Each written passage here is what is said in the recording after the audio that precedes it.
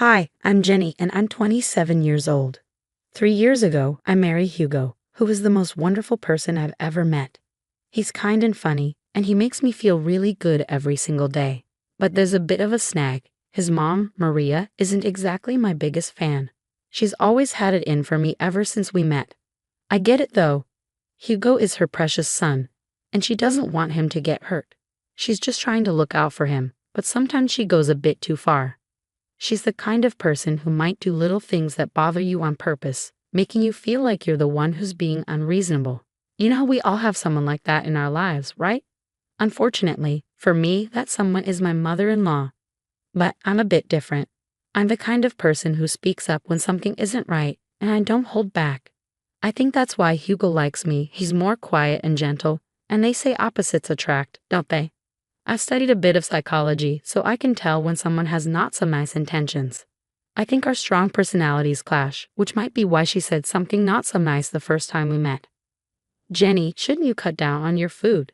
Everyone at the table fell silent, shocked by the unexpected comment. I felt deeply embarrassed, my face turning pale with humiliation. The table included me, my boyfriend Hugo, my father-in-law Kyle, and Maria, Hugo's mother. Kyle seemed too taken aback to say anything, lowering his head in solidarity with my embarrassment. Hugo, feeling a mix of embarrassment and anger, promptly scolded his mother. "Mom, seriously. That's a terrible thing to say. Jenny can eat whatever she likes." "Oh, honey, I didn't mean to upset you. I just want what's best for you, you know. I've noticed you've gained some weight. Hugo showed me your old photos, and you looked so much better back then.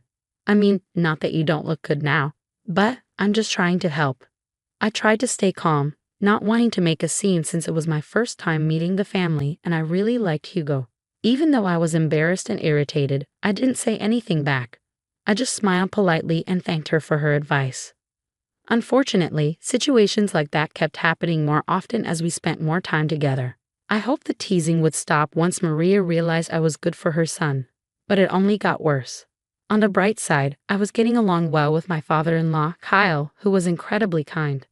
While I grew closer to everyone in Hugo's family, Maria seemed to be the only one who didn't like me, and it was hard to figure out why.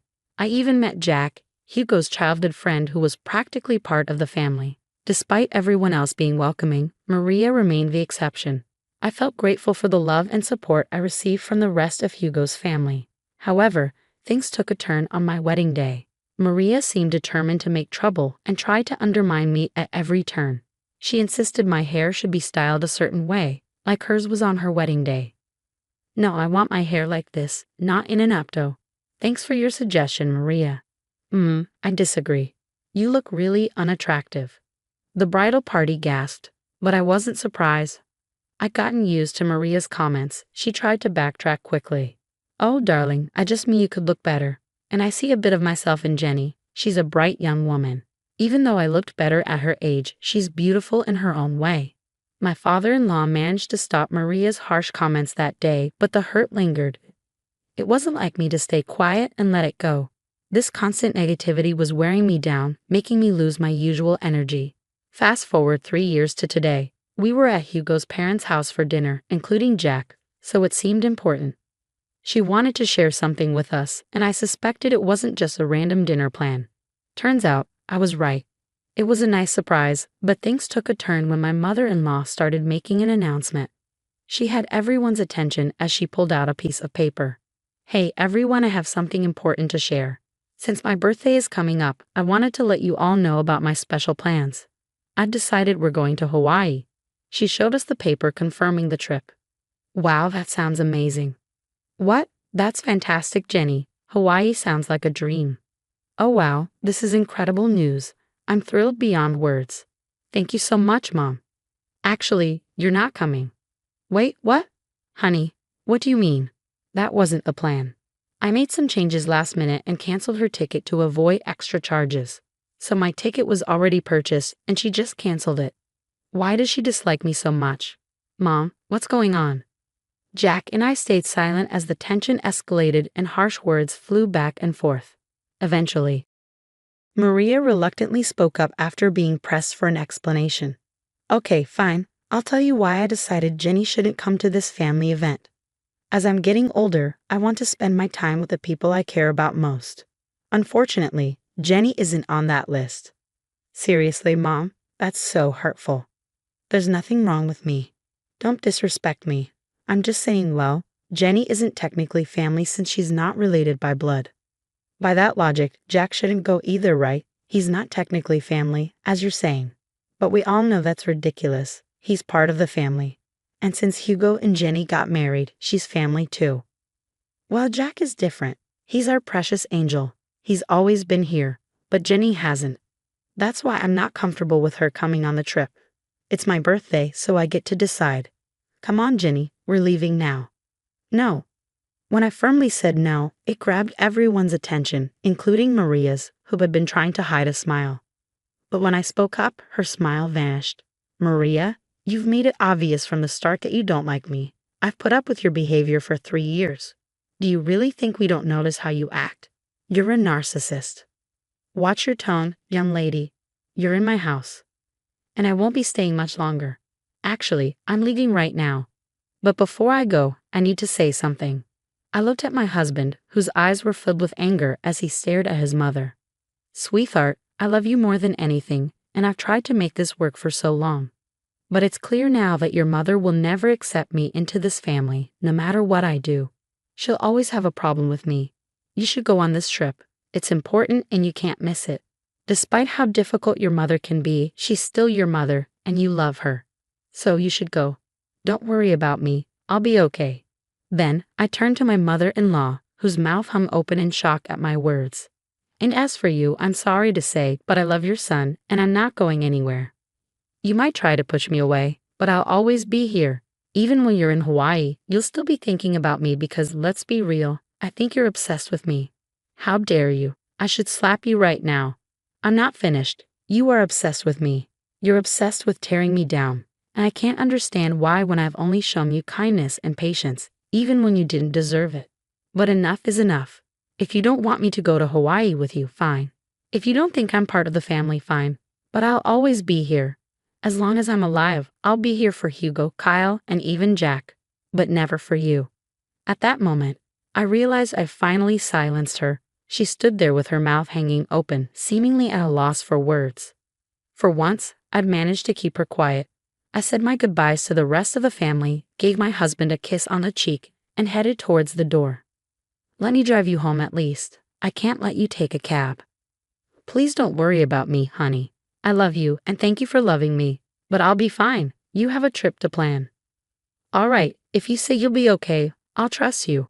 Oh, don't forget your purse. Ah, my purse. I left it in the kitchen.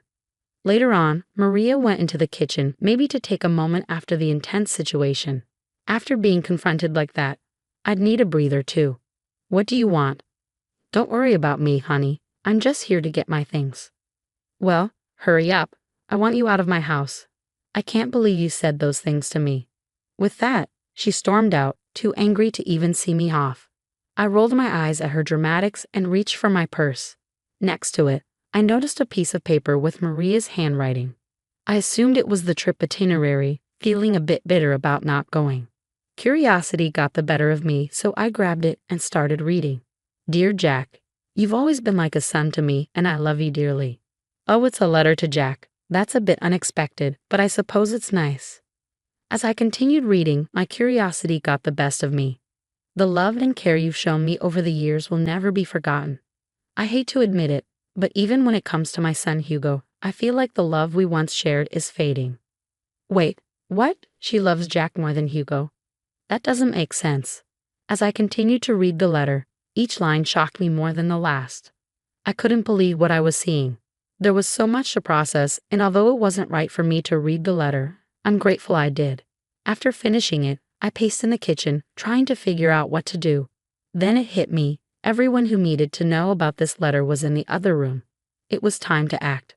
I read the letter again to confirm I had seen. Yep, it was the same shocking content.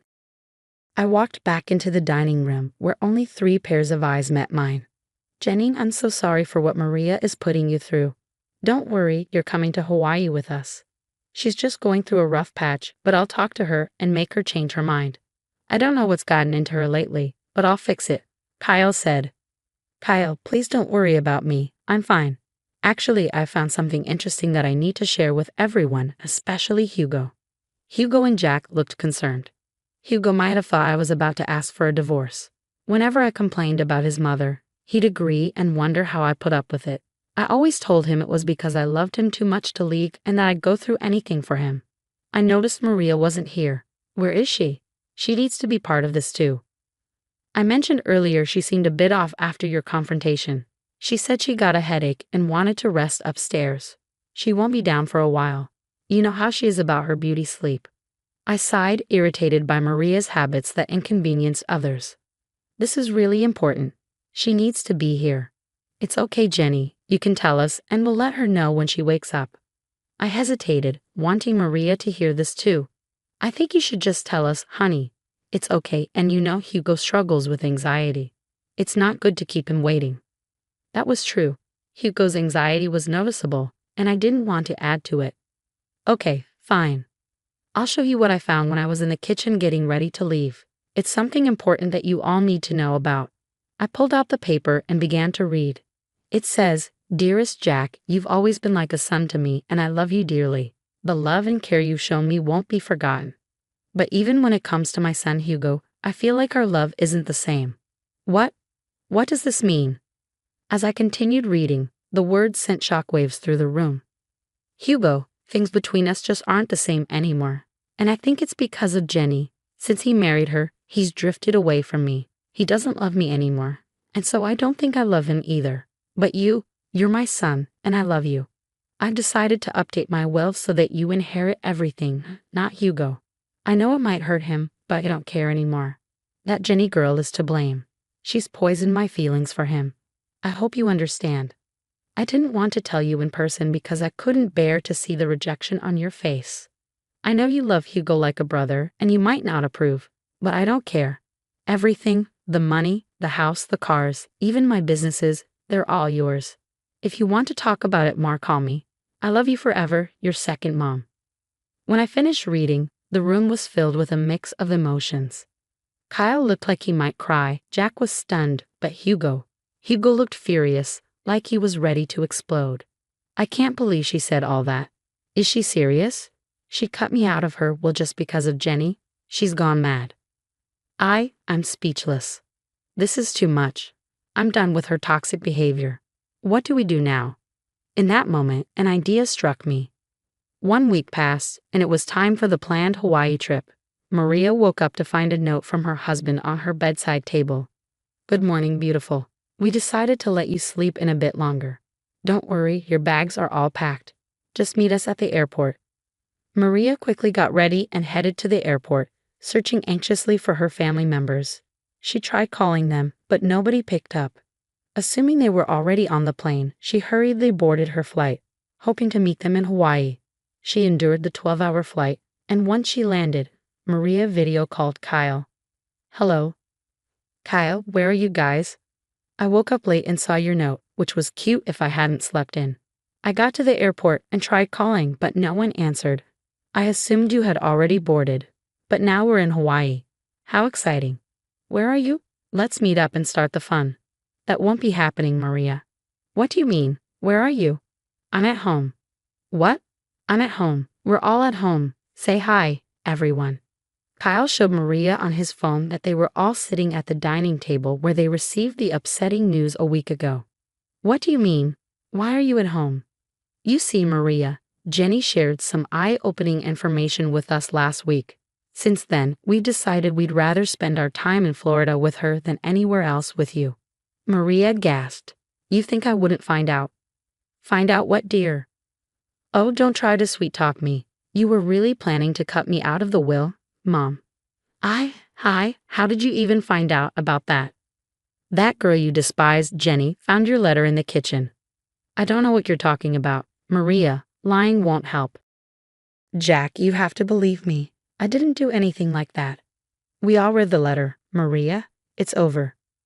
But, I didn't do anything. Jenny is lying."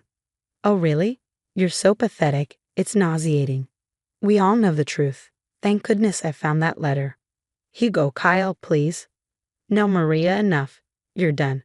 You don't get to say anything. Your hatred blinded you, and now you have to face the consequences of being alone on your birthday because of your actions. Use this time to reflect. But I'll be alone. It won't be fun. Maybe people would want to hang out with you if you weren't so unpleasant. Enjoy." With that, Kyle ended the call.